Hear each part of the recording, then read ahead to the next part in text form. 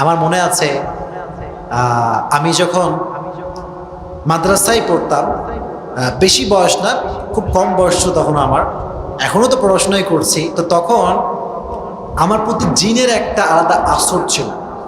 খুব জিন ডিস্টার্ব করতো, আমাকেও ডিস্টার্ব করতো, ওই সময়ে আমার বড় বোনকেও ডিস্টার্ব করতো, এত ডিস্টার্ব করতো বলার কোনো ভাষাই নাই। আমি একটা রিয়েল লাইফের স্টোরি শোনাবো, আপনারা শুনবেন সবাই, গল্প শুনবেন সবাই। বলছি এর একটা উদ্দেশ্য আছে, একটি আলোচনা করবো আপনাদের সামনে ইনশাআল্লাহ। আমার মনে আছে আমি মাদ্রাসার যে রুমে থাকতাম, এই রুমে প্রায় সময় আমাকে বোবা জিন ধরতো। কি জিন ধরতো? বোবা জিন ধরতো। বোবা জিন ধরলে অনেক কষ্ট হয়।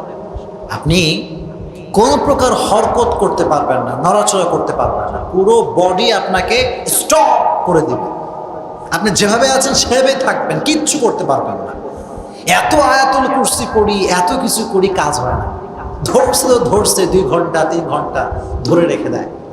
আমার এমনও দিন গেছে যে বোবাজিন আমাকে ধরছে, আমি বুঝতে পারছি আমাকে ধরছে, লড়তে পারবো না যেহেতু আমি ঘুমাই গেছি।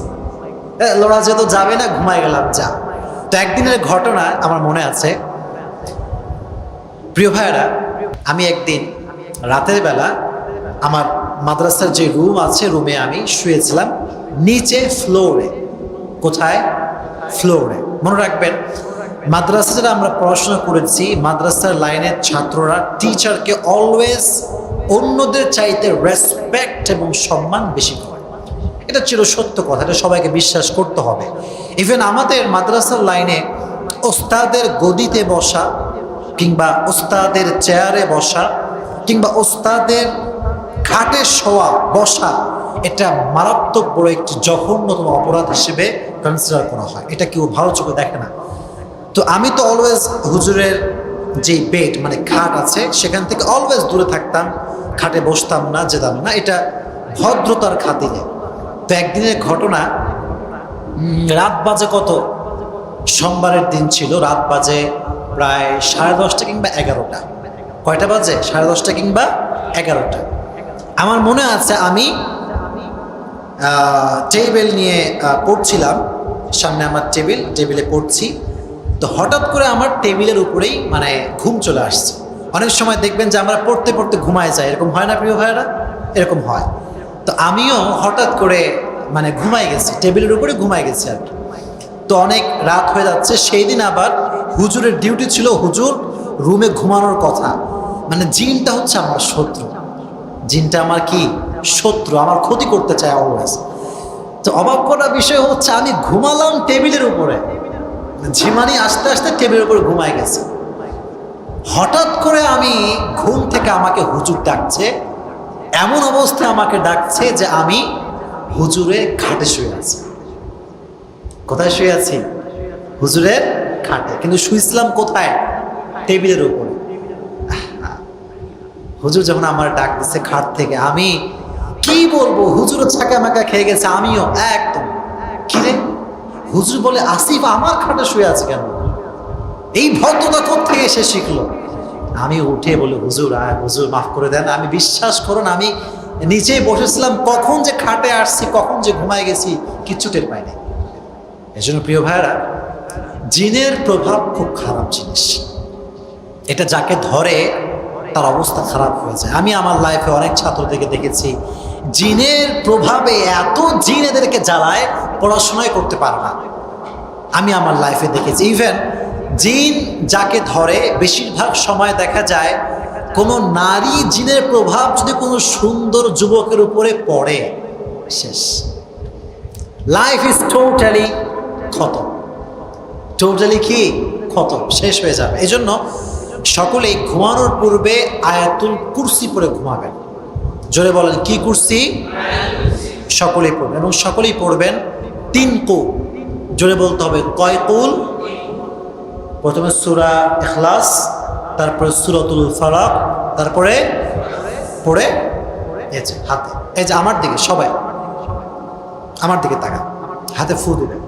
ফু দিয়ে কপাল থেকে নিয়ে পুরো শরীরটাকে এভাবে স্পর্শ করবেন, মাসাজ করবেন। ইনশাআল্লাহ হাদিসে এসেছে, যে ব্যক্তি 3 কুল পড়ে ঘুমায়, জিন কিংবা শয়তানের প্রভাব তাকে প্রভাবিত করতে পারবে। সুবহানাল্লাহ পড়া। এই জন্য সকলে ঘুমানোর পূর্বে আয়াতুল কুরসি পড়ে ঘুমাবেন তো ইনশাআল্লাহ?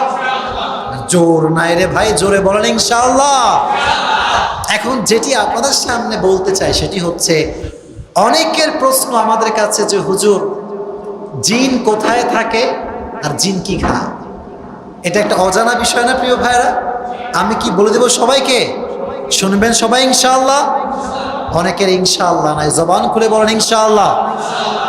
জিন কোথায় থাকে, জিন কি খায়, এটা অসাধারণ একটা বিষয়। এটি আমি রিসার্চ করেছি। প্রিয় ভাইরা মনে রাখবেন, নাস্তিক এবং অনেক মানুষ পৃথিবীতে এমন রয়েছে যারা জিনকে বিশ্বাসই করে না। এরকম কিছু লোক আছে না নাই? বলে জিন বলতে কিছু নাই। না, এটা ঠিক না। জিন বলতে অবশ্যই পৃথিবীতে কিছু আছে। কোরআনের ভেতরে আল্লাহ তাআলা স্পেসিফিকলি একটা সূরা নাযিল করেছেন। সূরাটার নাম হচ্ছে কি? সূরাটার নামই হচ্ছে সূরাতুল জিন। জিন আছে। কোরআনের সর্বশেষ যে আয়াত, মিনাল জিন্নাতি নাস, কোরআনেই তো জিনের কথা আল্লাহ উল্লেখ করেছে। আপনি বিলিভ না করে যাবেন কোথায়? কোরআনকে যে বিশ্বাস করে না সে মুসলমান ঘরের সন্তান হতে পারে? জিন কোথায় থাকে? জিন থাকে হচ্ছে ইলাল জাযা ওয়া মানাবিতিশ শাজার। জিন থাকে বেসিকলি দুইটি জায়গায়। জোরে বলতে হবে, কয়টি জায়গায়? দ্বীপ, দ্বীপে জিনেরা থাকে। দ্বীপের নাম শোনেন নাই আপনারা? কক্সবাজারে অনেকগুলো দ্বীপ আছে, মহেশখালী দ্বীপ আছে, আমি গেছি, আমার মাহফিল ছিল এই বছরে মহেশখালী দ্বীপে। তো জিন থাকে এক নাম্বার জায়গা হচ্ছে দ্বীপ। কোথায় থাকে? দ্বীপে থাকে। দুই নাম্বার হচ্ছে ওয়া মানাবিতিশ শাজার, যেখানে অনেকগুলো গাছপালা জঙ্গলে ভরা। মনে রাখবেন, এখানে যাবেন না। বেশিরভাগ জিনরা বসবাস করে গাছে। তাহলে জিনরা বসবাস করে বেসিকলি দুইটি জায়গায়। জয় বলতে হবে, কয় জায়গায়? এক নাম্বার দ্বীপ, দুই নাম্বার গাছ গাছালি কিংবা জঙ্গলে জিনেরা বসবাস করে। এখন প্রশ্ন হচ্ছে, হুজুর জিনরা খায় কি? জিনেরা খায় কি? এটা জানার আগে একটি বিষয় বোঝেন। জিন জাতি একটি প্রাণীকে সবচেয়ে বেশি ভয় পায়। কয়টি প্রাণীকে? এর নাম হচ্ছে নেকড়ে বাঘ। এর নাম কি? নেকড়ে বাঘ। নেকড়ে বাঘকে আল্লাহ তাআলা একটা আলাদা শক্তি দিয়েছেন। মুফতি কাজী ইব্রাহিমের মুখ থেকে আমি শুনছিলাম, আল্লাহ ওনাকে নেক হায়াত দান করুক, প্রণামিন। উনি বলছিলেন যে নেকড়ে বাঘকে আল্লাহ তাআলা একটা স্পেশাল পাওয়ার দিয়েছেন। এর ফলে সে জিনকে স্বচক্ষে দেখতে পায় এবং সে জিনকে মেরে তার রক্ত চুষে খেতে পারে। সেই শক্তি আল্লাহ তাকে দিয়েছে। তবে জিন কিন্তু মানুষের মতো রক্ত বিলং করে না। জিনের যে সৃষ্টি, এটার মেকানিজমের নাম হচ্ছে আগুন। মেকানিজমের নামটা কি? আগুন। জিনকে নেকড়ে বাঘ অ্যাটাক করতে পারে। একটি ঘটনা উনি বললেন। ঘটনাটা হচ্ছে, উনি বললেন যে একবার এক মহিলা একটি বনে ছাগল চড়াচ্ছিল। কি চড়াচ্ছিল? ছাগল চড়াচ্ছিল। হঠাৎ করে সে দেখতে পেল দূর থেকে একটা নেকড়ে বাঘ অ্যাটাক করছে, তার দিকে অ্যাটাক করছে। মহিলা ভয় পেয়ে গেল, যায় আমার জীবন তো শেষ। কিন্তু সে দেখতে পেল যে নেকড়ে বাঘটা এসে তাকে অ্যাটাক করলো না, বরং তার পাশে কোন অদৃশ্য জায়গায় অ্যাটাক করলো। ফলে সে বুঝতে পারলো যে এখানে আমাকে সে অ্যাটাক করে নাই, বরং অদৃশ্যে থাকে জিন। অদৃশ্যে থাকে কি? এজন্য হাদিসে এসেছে নেকড়ে বাঘ জিনকে অ্যাটাক করতে পারে। এই শক্তি নেকড়ে বাঘকে আল্লাহ তাআলা দিয়েছেন। ইভেন হাদিসে এসেছে দাজ্জাল যখন গোটা পৃথিবীকে দখলে আনবে, সর্বপ্রথম দাজ্জাল চারটি জিনিসকে দখলে আনবে। কয়টি জিনিস? এক নাম্বার জনবল, দুই নাম্বার অর্থবল, তিন নাম্বার জিন জাতি, চার নাম্বার নারী জাতি। চার নাম্বার কি জাতি? নারী জাতি। এখন তো নারীরা অলরেডি দখলে চলে আসছে। কি প্রিয় ভাইরা, ঠিক কিনা বলেন? বেশিরভাগ নারী এখন দেখবেন বিটিএস ভক্ত। কি আছে না নাই? আছে। এর রুচি তো একদম নাই। আর কত বলবো, আসলে বলতে বলতে জীবন শেষ। এখন যদি আল্লাহ হেদায়েত দান করে আর কি। আসলে বিটিএস যারা ভক্ত, যেই মেয়েরা, এরা হচ্ছে দাজ্জালের ফিতনার শিকার হয়ে গিয়েছে। কারণ দাজ্জাল হচ্ছে এমন এক শক্তি, যে শক্তি নারী জাতিকে এমন এমন ফিতনা দিয়ে গ্রাস করে ফেলবে যে নারীর কাছে ওই জিনিসটাকে এমনভাবে শো করা হবে যে নারীকে তার বিরুদ্ধে কথা বললে সহ্যই হবে না। আপনি দেখবেন বিটিএস নিয়ে কথা বললে পুরুষরা সহ্য করতে পারলেও পারেই না সহ্য করতে, মেয়েরা পারে না, বলে হুজুরদের কোনো কাজ কাম নাই, খালি ফতুয়াবাজি করে। এরকম কমেন্ট আছে না নাই? দাজ্জাল ফিতনার শিকার।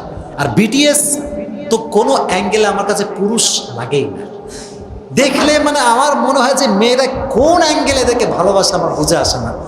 আল্লাহ সমস্ত মেয়েদেরকে হেদায়েত দান করে পড়না আমিন। জিনেরা কি খায়, যেটা বলছিলাম সেটা হচ্ছে জিনেরা খায় হাড্ডি। এক নাম্বার খাবারের নাম কি বলেন? কি? হাড্ডি। 2 নাম্বার হচ্ছে গোবর। 2 নাম্বার কি? গোবর। আপনার কাছে এটা অপবিত্র মনে হতে পারে, কিন্তু এটা জিনদের খাবার। 3 নাম্বার খাদ্যের নাম হচ্ছে জুমজুমাহ। জিনেরা খুলি খায়, মাথার খুলি। মাথার কি খায়? খুলি খায়। এজন্য জিনদের খাবারের নাম হচ্ছে হাড্ডি। এজন্য রাসূলের হাদিস আছে যে তোমরা হাড্ডি দিয়ে তোমরা শৌচাগার করবা না, তোমাদের শৌচকর্ম তোমরা হাড্ডি দিয়ে করবা না, কারণ হাড্ডি এটা পবিত্র একটি খাবার যেটা জিনেরা খায়। এটা কারা খায়? জিনেরা খায়। এজন্য হাড্ডি দিয়ে কোনো প্রকার টয়লেটে যাওয়ার পরে, পেশাব করার পরে কখনো হাড্ডি দিয়ে ইস্তেঞ্জা করা যাবে